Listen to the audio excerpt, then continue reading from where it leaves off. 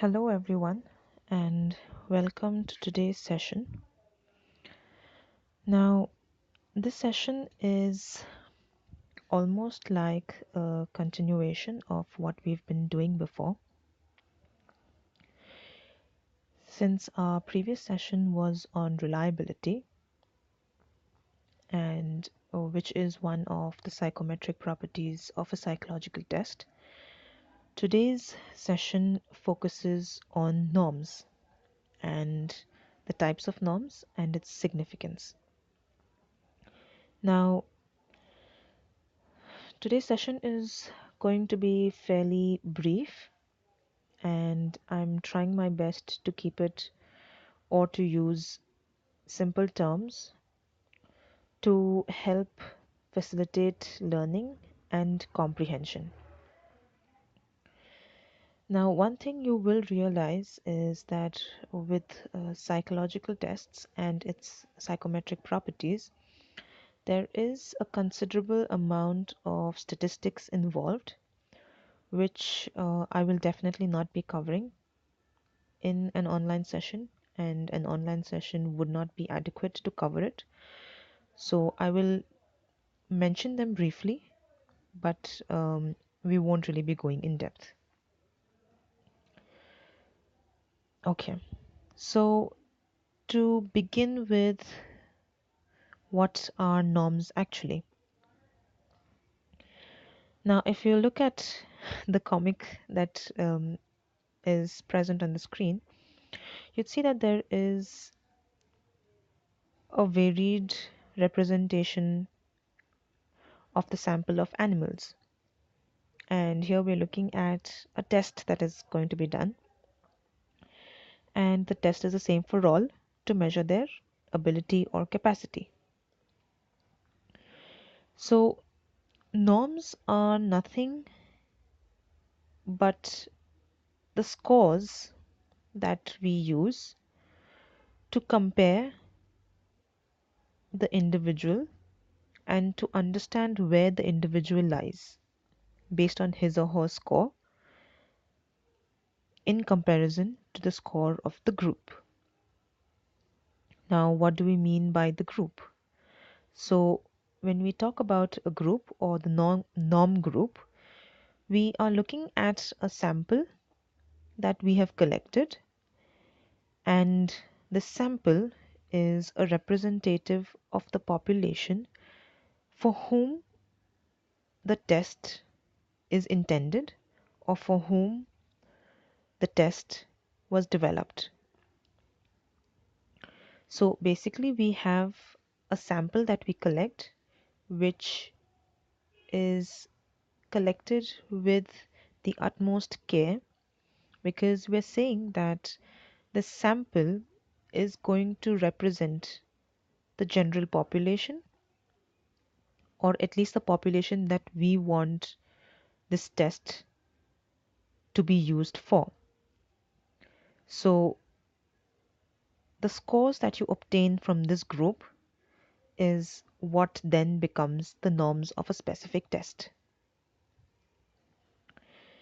Now, if you'll remember, if you pick any of your tests that you are aware of, and if we consider that you'd see after every test conduction, you'd see that you have a set of scores that are the raw scores, and then you'd see another set of scores that are considered as the standard scores.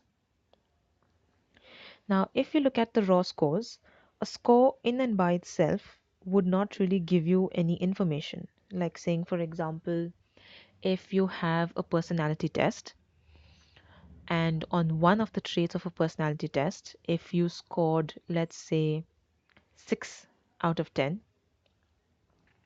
because there were 10 items, mm, yeah, because there were 10 items, let's just say, for example, hypothetically. So the score, the raw score, which is a 5 out of a 10, does not really tell you much about the person. So I can't really tell you whether the person has scored high, the person has scored low. What can I tell you about the trait of that individual? So a raw score in and by itself does not really give us any information. unless and until it is transformed into a standard score, which can then be compared to help us understand about that specific trait for that specific individual. Now, before we consider standard scores, I wanted to briefly look at the normal distribution curve. I'm sure all of you are aware of a normal distribution curve. So obviously in normal distribution curve, what we're looking at is that our norm group that I mentioned previously needs to be able to provide us with this distribution. So we need to have people who are average performers, we need to be able to have people who are high performers, and also have people who are on the lower end, that is your poor performers. And only when your sample that you have picked for your norm group gives you this distribution, can we actually say that a group is representative of the entire population. Now, coming to understanding the transformation of scores. Now, there are many types of transformed scores. And like I said, that a raw score in and by itself does not really tell me much about an individual and his performance on the test. So let's look at the first.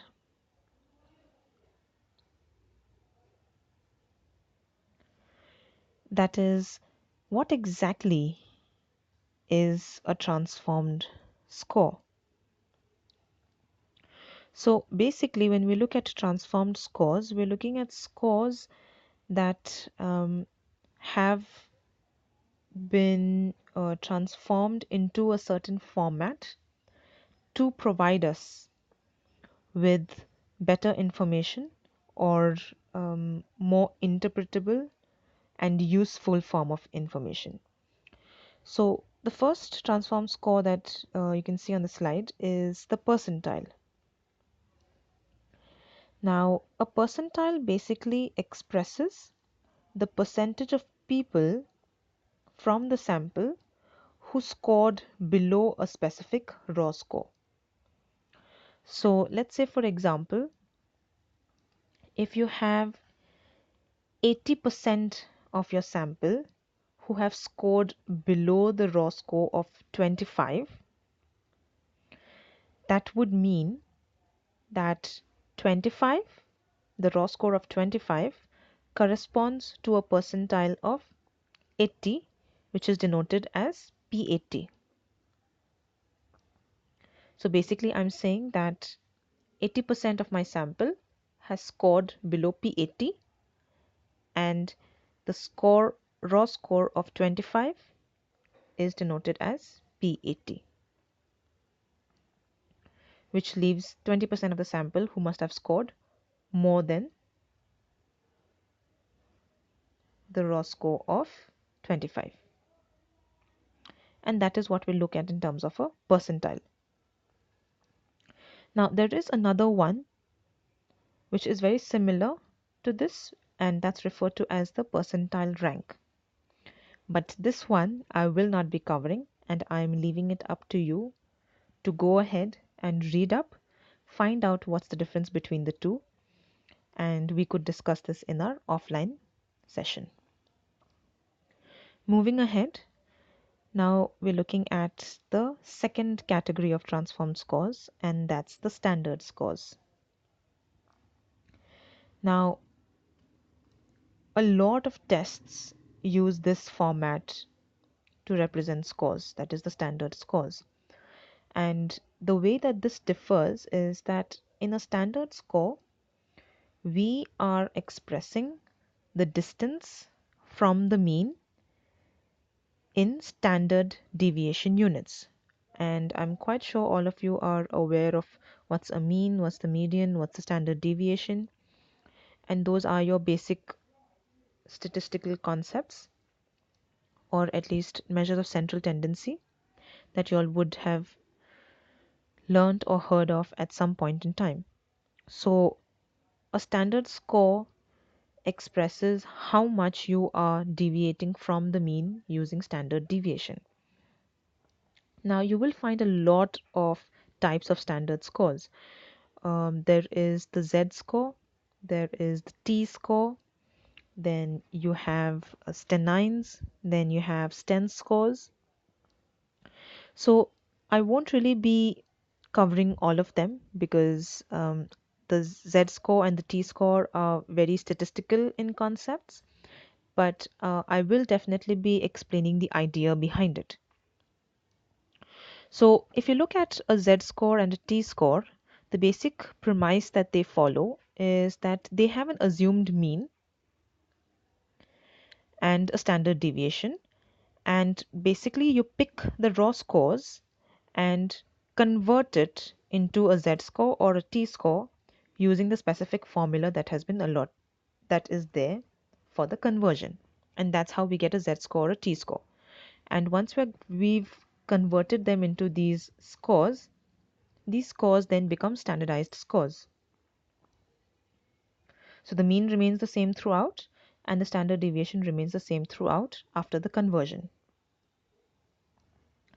Now similarly, you have the stenines and the STEN scores. Now these are a separate category or types of standard scores, and if you all have heard of a few tests that use these kind of transformed scores, one is the 16PF, which is quite popular, and it uses the STEN scores. Now the way that the stenine or the STEN scores work is that in a stenine, it's referred to as stenine because if you break up the word, it's STA, which is a standard 9, and together it becomes a stenine. Whereas STEN scores, it becomes S, which stands for standard, and 10 because it's denoted on a scale of 10. So STEN scores. So stenine is denoted on a scale of 9, whereas STEN scores are denoted on a scale of 10. And that's the only difference between the two. So what happens is that your raw scores are converted in such a way that your entire normal distribution curve fits into 9 points, that is on a stenine scale, and fits into 10 points on a STEN scale. So what you'd see then is that in a stenine,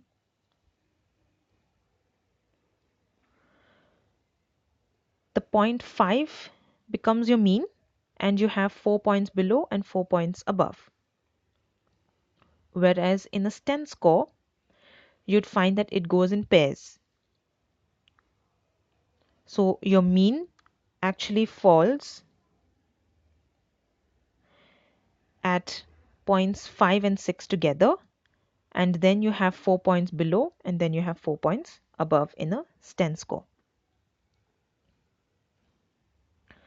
So if a person's raw score fits into, let's look at the STEN scores. So if a person's raw score fits in the category of 0.5 and 6, that would mean that he has scored average. So let's say for example on 16PF, if we are looking at the trait of warmth and your score corresponds to the STEN score of 5 or 6, means that the person exhibits or the person's personality trait of warmth is average in comparison to the people that was used as the norm group. So the person's capacity to express and exhibit warmth is average. So there will be times when the person would express warmth as compared to there would be times when the person would also prefer to be aloof and on their own. So that's a very simple way of putting what are stenine scores and STEN scores.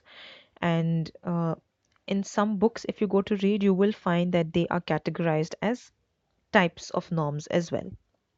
But nonetheless, we are looking at these types of norms, whether it's percentile, whether it's percentile rank, whether it's a Z-score, a T-score, a stenine score, or a STEN score, all being transformed scores that are used to help us provide more information as compared to using just the raw score. Moving ahead, let's look at some more types of norms that are popular. And these are fairly simple if you were to ask me. So the first one that we're looking at is the age norms. Obviously, when you look at age norms, we are talking mostly about tests that either measure achievement or measure ability or intelligence.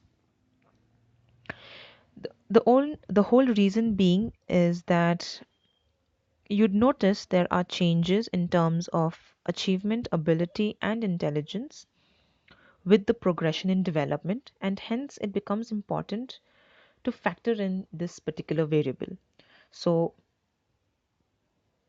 when we talk about using age norms, all we're saying is that the norms are categorized based on the age groups that have been allotted.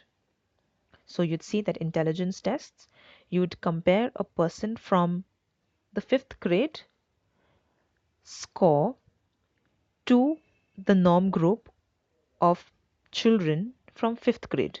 So my norm group would have also included children from fifth grade. And that's as simple as we can put it to explain age norms. So at each age level, I have a particular set of norms or scores that I will use to compare this current child's performance to. The next one that we're looking at, oh, I think I confused the two. I'm sorry. So when I say age now, we're looking at a specific age. That is, if you're saying a child is in, let's say, 10th grade, you're 15, 16 years old. Yes. So at each age level, I will compare a 15, 16-year-old to a 15, 16-year-old's norm group as compared to in a grade. I will compare a 10th grade student's performance to a norm group of 10th grade. I'm so sorry, I confused the two. I must have confused you all as well. Okay. The next one that we're looking at is national norms. Now, if you look at each one of these, and let me bring up the others as well.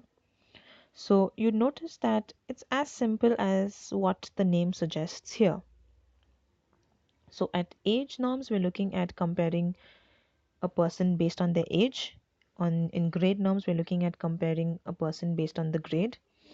In national norms, we're looking at comparing people based on the nation that they belong to. So it could be the entire nation. So you could say Indians, Americans, or you could even have states. Let's say, for example, if you look at in India, we'd say that people from Kerala, or let's say people from Uttar Pradesh or Madhya Pradesh, and so on and so forth. Now, the next one is slightly different from what we've considered before. That's the national anchor norms. And if you look at what I've mentioned in the description, is that a previously developed test is used as an anchor, and that's the actual name that is provided. So what we're saying is that I have a test that has already been developed for the national norms that I want to use. So what I do then is that I will anchor my current norms to the norms of this already developed or standardized test, which makes the process slightly easier for me because this test is already standardized and valid and reliable, and this only makes the norms even more valid when I use the same norms for my current new test that I'm developing. So that becomes your national anchor norms. A new test uses the norms of a previous test, and this usage of a previous norm becomes the anchoring process. The next one is your subgroup norms. Now, when we talk about subgroup, it can be any kind of subgroup. So I've listed a few examples here. So one is your gender, one is geographic location, the other is socioeconomic status, and then you could have ethnicity, and so on and so forth, many more. So basically what you're saying is that although I have a national norms, it's possible for me to break down this entire nation into subgroups and present differences in the scores within these subgroups. So let's say, for example, I could have had a test, an intelligence test, and my intelligence test measures different intelligences. So let's say I'm looking at spatial intelligence, I'm looking at verbal intelligence, I'm looking at performance intelligence. So what you would then notice is that the likelihood of the norms or the likelihood of scores being different for a specific gender based on the variable that I'm trying to measure. So if I'm saying verbal intelligence, or so I have things like vocabulary, sentence, sentence structure, grammar, and things like that, syntax and phonetics and stuff like that. So there is a possibility that you'd find a difference in the genders, that females would perform better in comparison to males in the larger picture, not for specific people. So then it would make sense for me, for my test, to have separate subgroup norms as well. So then I would use gender as the subgroup, because I've noticed that there are variations between the genders on a specific subscale that I have. So that becomes your subgroup norms. So I could have subgroups based on the geographic location, that is, because you belong to the urban setup or because you stay in the rural setup. So that would be your geographic location as compared to your socioeconomic status, which could also bring about differences. And then we have the ethnicity. So you have Hispanics, you have Asian Americans, you have African Americans, and so on and so forth, which does get considered in most tests because we're looking at each ethnicity bringing about or having had various experiences, and that could influence the way you perform on a specific test. The last type of norms that we're looking at here are the local norms, and these are much more narrowly defined than your subgroup norms.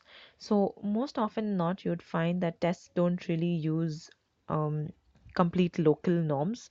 It's as simple as me saying that I would divide the state of Maharashtra into its cities, and then go even more in depth into saying that I pick only Pune and Mumbai, and then between, even among Pune and Mumbai, I'm looking at specific locality in terms of areas, and that would become your local norms. So it's a much more narrowly defined group of people that I'm forming norms for. So these are your basic types of norms. I have tried to cover all of them in the most simplest terms that I could have. Obviously, you will require to read up more on these, and I have a few points listed here. So, like I said earlier, please read up on what a percentile rank is and how does it differ from percentile, because it is different. And the other thing that you'd definitely want to read up on is factors that affect norms. Now, it's important for you all to understand how these norms are significant when we consider them as psychometric properties of a test.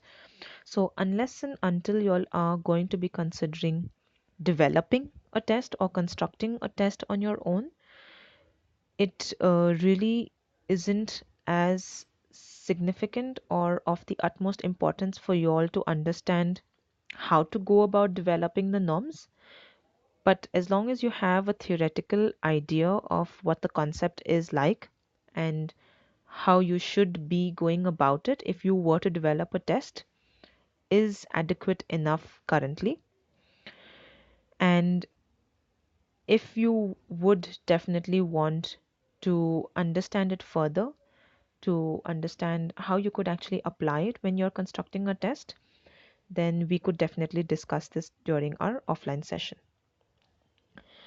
Um, if there are any queries that you have, I'm hoping this is going to be pretty simple to understand and comprehend. But nonetheless, if you have any queries, you can either email them to me or you could text me as you usually do. So that was our session on norms, and we will definitely discuss reliability and norms both during our offline session, in which we are going to be looking at validity, and that would sort of cover uh, the major chunk of the psychometric properties. Thank you.